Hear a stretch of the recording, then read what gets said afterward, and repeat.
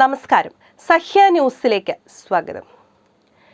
ഉണ്ണിക്കണ്ണന്റെ ചിത്രങ്ങൾ വരച്ച ഗുരുവായൂരിൽ സമർപ്പിച്ച് ശ്രദ്ധ നേടിയ ജസ്ന സലീമിന് ഇപ്പോൾ ഒരു ലക്ഷ്യമുണ്ട്. ചോർച്ചയുള്ള വീട്ടിൽ താമസിക്കുന്ന ഉപ്പയ്ക്കും ഉമ്മയ്ക്കും പുതിയ വീട് വെക്കണം. കണ്ണന്റെ ചിത്രം വിറ്റുകിട്ടുന്ന പണം കൊണ്ടാവണം അതെന്നാണ് മോഹം.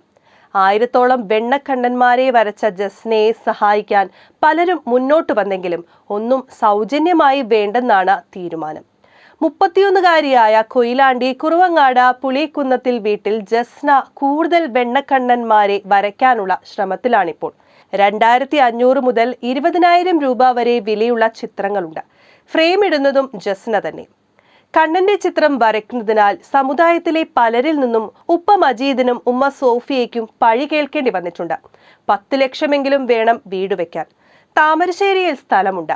15 കൊല്ലം മുൻപ് മുൻവശത്ത് കുറച്ചു ഭാഗം ടെറസാക്കിയിരുന്നു. ഓടിട്ട ഭാഗത്താണ് ചോർച്ച.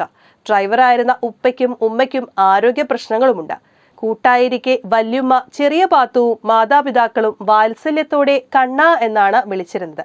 24-ാം വയസ്സിൽ സാധനങ്ങൾ പൊതിഞ്ഞുകൊണ്ടുവന്ന കടലാസിൽ കണ്ട വെണ്ണക്കണ്ണനെ വരച്ചാണ് തുടക്കം. ചിത്രരചനയുടെ ബാലപാഠം പോലും പഠിച്ചിരുന്നില്ല. ദുബായിലുള്ള ഭർത്താവ് സലീമിന്റെ പിന്തുണയുണ്ട് എല്ലാറ്റിനും.